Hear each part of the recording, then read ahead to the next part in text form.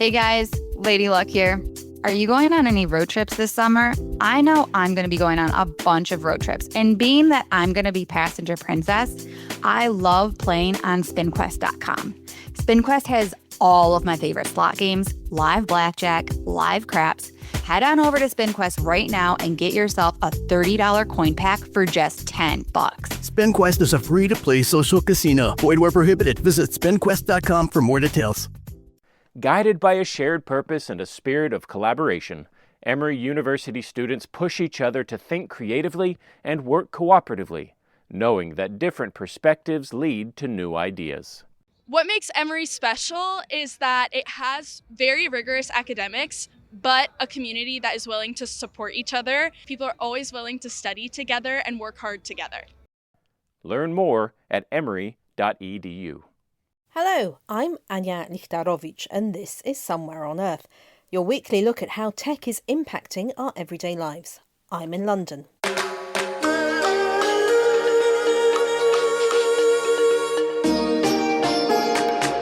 It is Tuesday, the 28th of April 2026. Welcome to the Global Tech Podcast. Coming up today.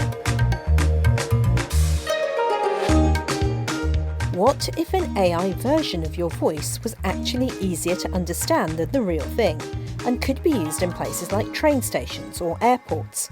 New research shows voice clones can be up to 20% more intelligible in noisy environments, raising big questions about how we design public announcements, accessibility, and the future of communication. Then, from voices to oceans, how satellites and AI are helping protect fishing communities and marine life.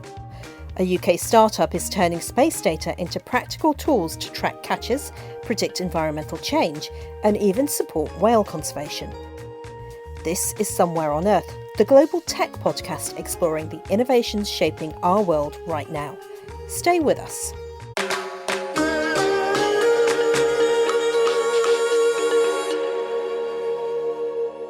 Voice clones could soon sound clearer than you do.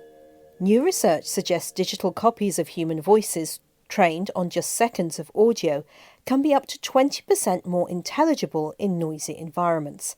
That's thanks to a smoother, more consistent sound profile, even while mimicking your unique speech patterns.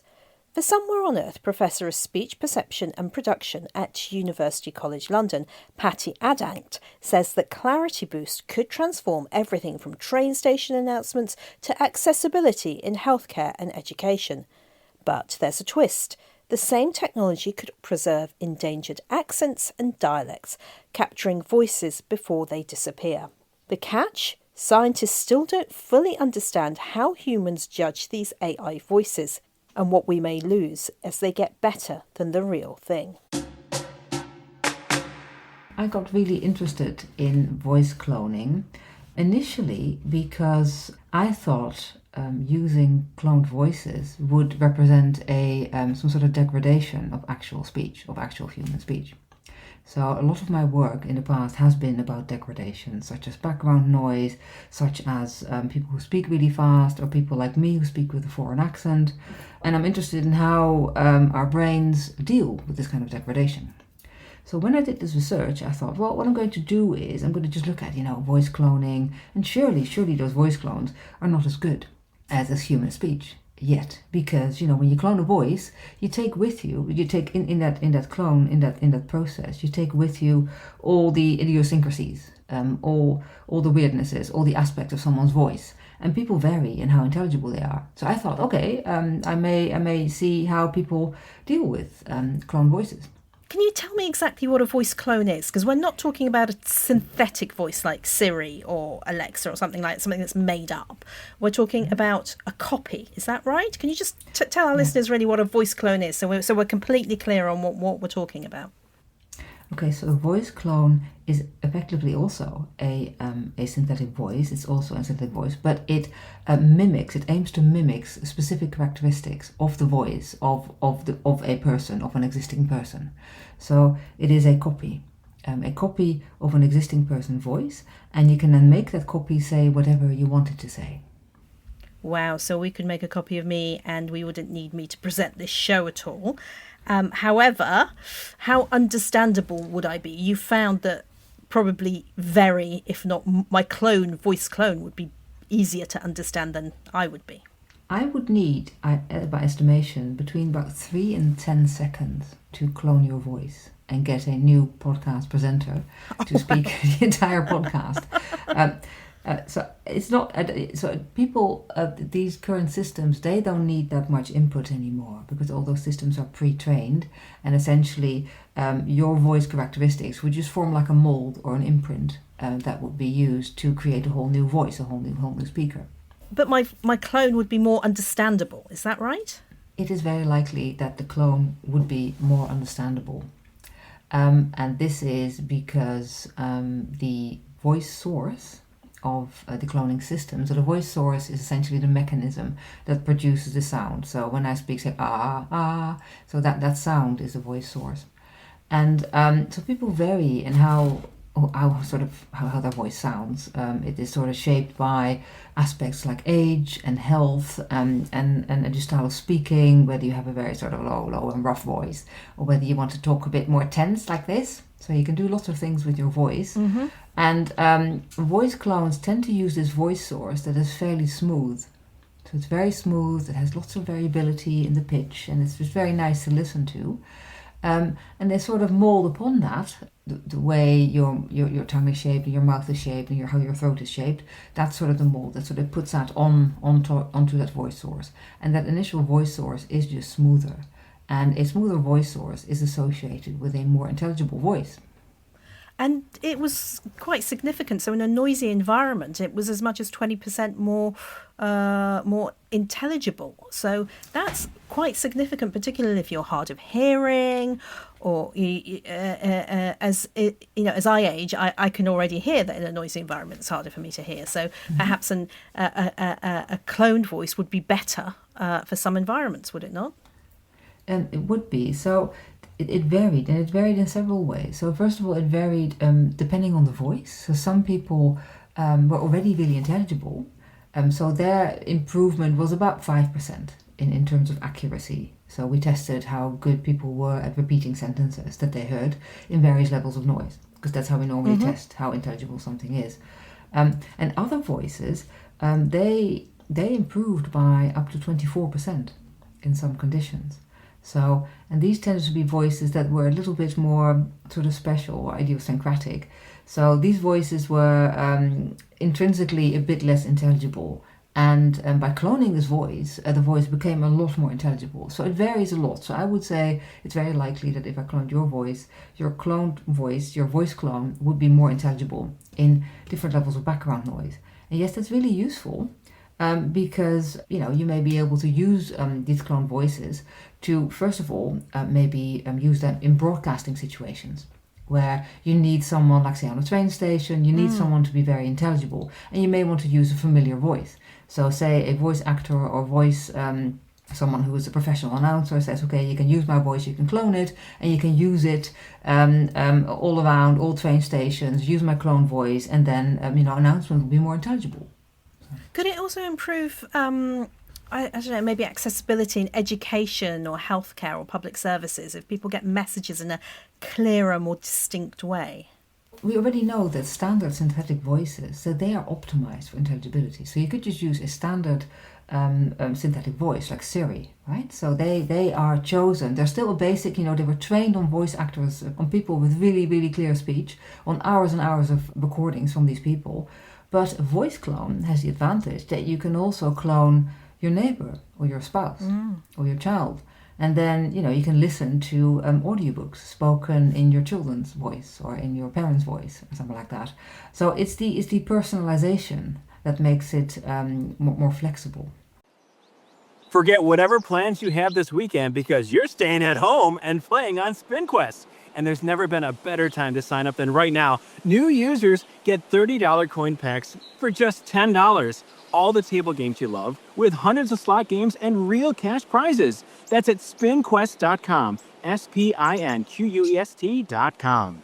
SpinQuest is a free-to-play social casino. Void where prohibited. Visit SpinQuest.com for more details.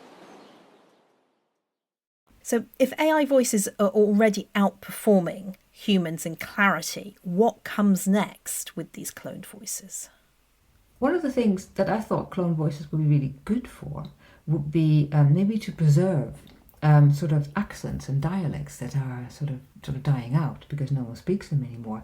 And we can learn a lot as language scientists from accents and dialects about how a language evolves and how our language originates. So essentially, just we can learn a lot about language. But if all these dialects that are spoken by only a few people, if they're not preserved, then then we don't get to learn that. And also, it's a bit of a cultural heritage as well for certain groups of speakers.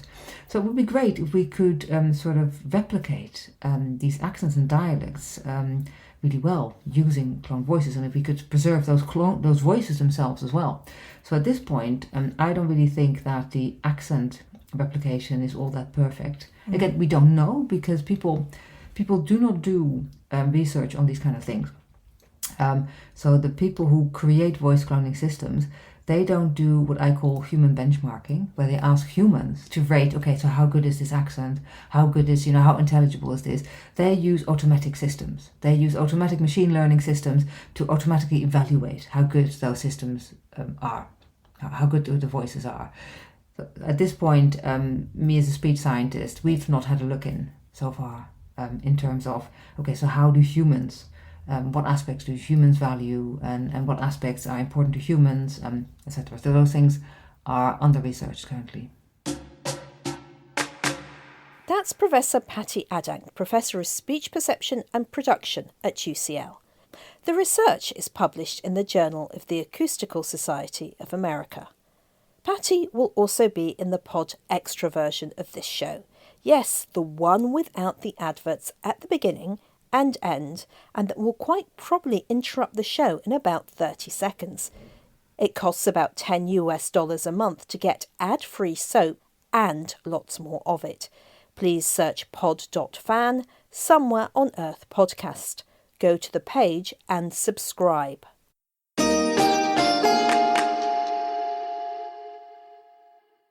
From space to the sea. How AI and satellite data could help fishing communities and protect marine life. A new startup is using Earth observation and artificial intelligence to track everything from fish catches to ocean conditions, helping coastal communities adapt to climate change, new regulations and shifting ecosystems.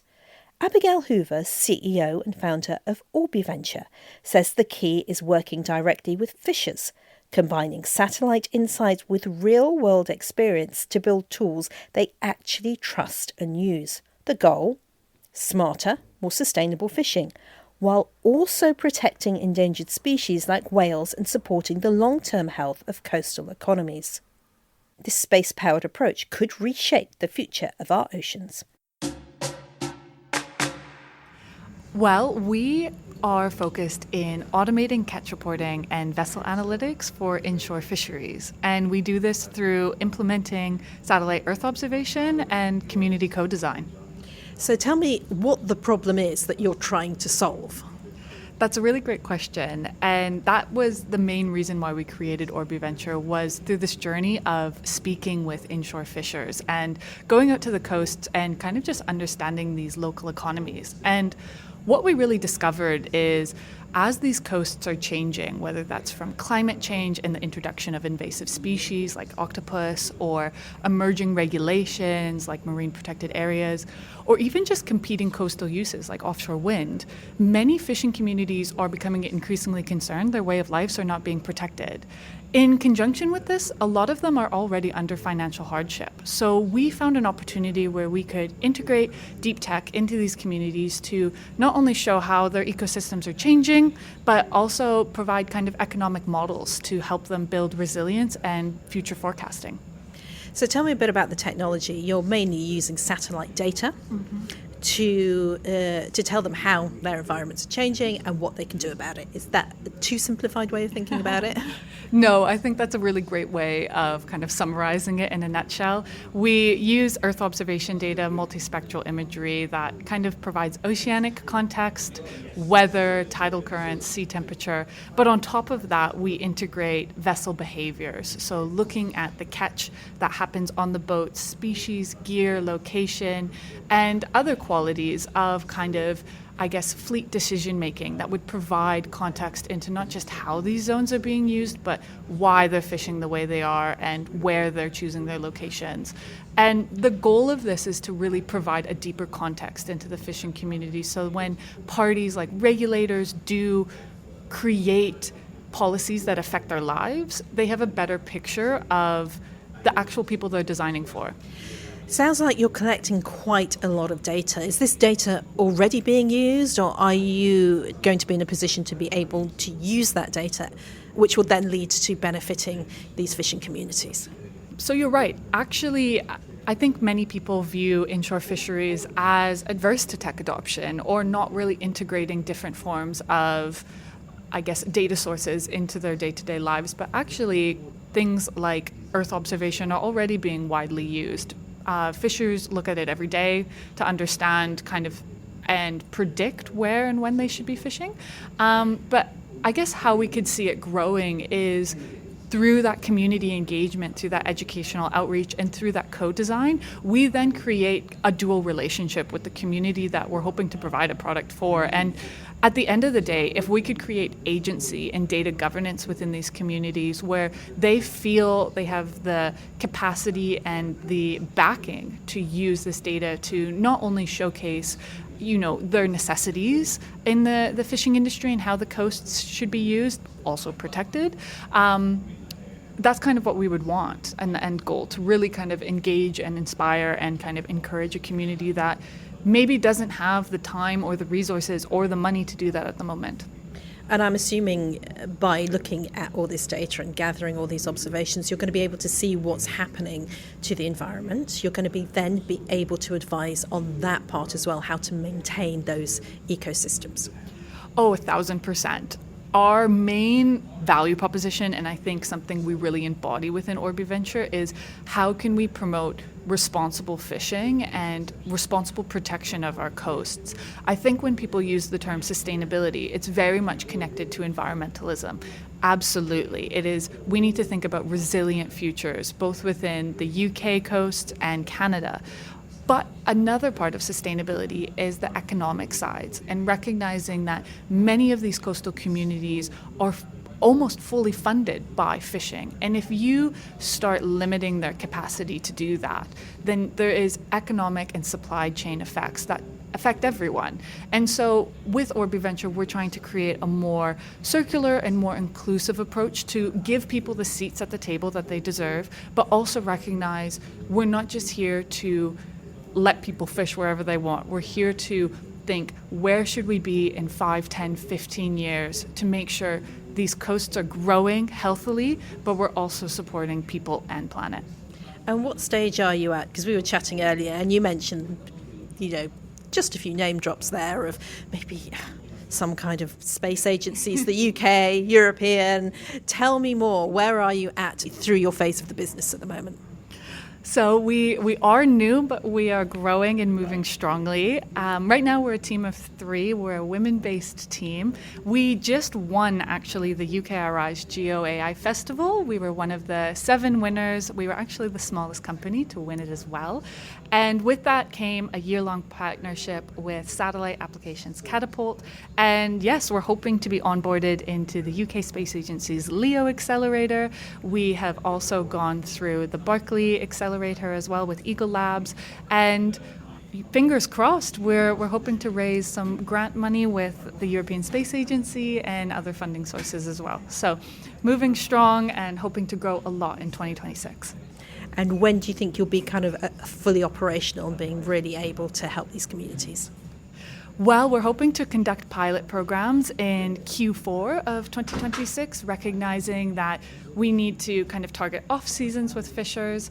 And very excitingly, we've actually secured an expedition for May 2027 with our partners in British Columbia, looking at the effects of inshore fisheries across different nations on gray whale migrations. So hopefully we'll be living on a boat for 3 weeks, testing satellites' capabilities in tracking both biodiversity and human fleet behavior. How do you actually engage these fishing communities to come on board and be part of your new venture? Many of these communities are incredibly tight, and word of mouth is probably our biggest accelerator to speaking with people and also learning more and more about how these individuals operate, the societal operations that they work in as well. And so I think that's one thing. If you're within the fishing industry and you hear what we're doing and you're interested and would love to connect, we're definitely open and wanting to speak to as many people as possible. And you can find my email on the website or via LinkedIn, but we would love to speak to you, I suppose. And give me that website link then. We're www.orbiventure.com. That's Abigail Hoover, CEO and founder of OrbiVenture, an early-stage company using Earth observation and AI to support sustainable fishing, whale conservation and coastal resilience. Please don't forget to give us a rating on your favourite podcasting platform. It really makes a difference and helps our downloads grow. We really need to reach a minimum of 20 ratings on the major platforms for us to jump to the next level and have the show picked up for promotion. So if you've not done so yet, please do. If you would like to contact us, then please email hello@somewhereonearth.co. You can also comment on our socials. Steve Clark, thank you again for commenting on Facebook. He says, I think it can be quite tough as musicians these days, but then it always has been, and more people can get their tunes out there. I do worry about us being swamped with AI stuff. That is not what we want from technology. It's always nice to hear myself mentioned on the show. Also joining the conversation this week is Roger Rowe. I really enjoyed the piece on using AI to translate speech into sign language. That counts as a worthwhile, positive use of AI. I'm not sure how the people employed as signers would feel about it, though. Yes, a very important point there, Roger. Thank you for your comments. And a lovely email came from Angela in Kenya. She doesn't say where she is in Kenya, so maybe you could write back and tell us. Angela writes, I really like your podcast as I often hear from women who are leading the way in technology. I love that I can hear about others in many parts of the world who are really trying to innovate and help people. Some of the stories you cover, though, make me worry, especially the research into AI in toys. AI is really now almost everywhere, and I'm concerned I don't have a say as to how it impacts us. Please keep making the show. I'm telling my friends about it. Angela, Steve and Roger, thank you for contacting us, and I ask all of you to be like Angela and tell your friends about the show. That's all for this week. The production manager is Liz Toohey, and I'm the editor. Until next week.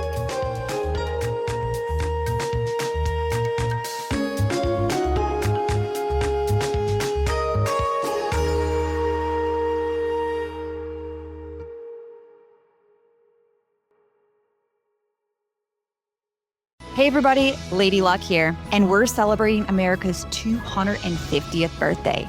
Now all summer long, I'm going to be celebrating by playing on SpinQuest.com, which is an American-owned social casino. It obviously features over 1,000 slot games and live blackjack, live craps, live bubble craps. Head on over to SpinQuest.com, get yourself a $30 coin pack for just $10. SpinQuest is a free-to-play social casino. Void where prohibited. Visit SpinQuest.com for more details.